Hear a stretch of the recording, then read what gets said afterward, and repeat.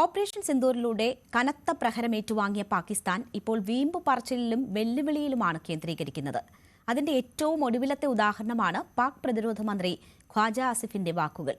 ചെനാബ് നദിയിൽ വെള്ളം കുറയുന്നുവെന്നും സൈനിക നടപടിയിൽ പരാജയപ്പെടുത്തിയതുപോലെ ജലയുദ്ധത്തിൽ തങ്ങൾ ഇന്ത്യയെ പരാജയപ്പെടുത്തുമെന്നുമാണ് ഖ്വാജ ആസിഫ് പറയുന്നത്. പഹൽഗാം ഭീകരാക്രമണത്തിന് പാകിസ്ഥാൻ സ്വപ്നത്തിൽ പോലും വിചാരിക്കാത്ത മറുപടിയാണ് ഇന്ത്യ നൽകിയത്. സൈനിക നടപടിയിലൂടെയും നയതന്ത്ര രീതിയിലും പാകിസ്ഥാന് തിരിച്ചടി കൊടുക്കാൻ ഇന്ത്യക്ക് കഴിഞ്ഞു.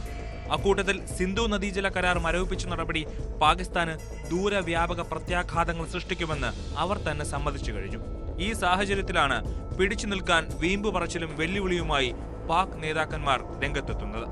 സമ ടിവിക്ക് നൽകിയ അഭിമുഖത്തിലാണ് ഖ്വാജ ആസിഫ് ഇന്ത്യക്കെതിരെ പ്രകോപന പരാമർശം നടത്തിയത്. ചെനാബ് നദിയിൽ വെള്ളം വല്ലാതെ കുറയുകയാണ്.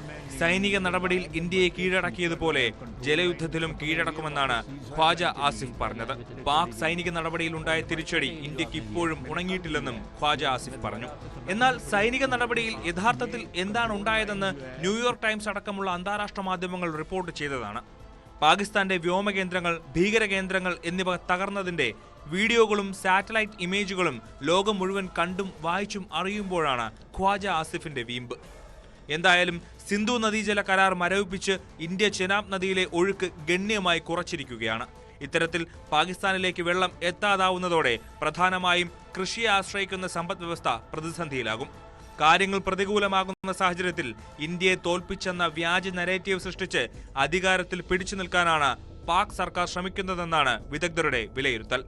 News desk, news 18.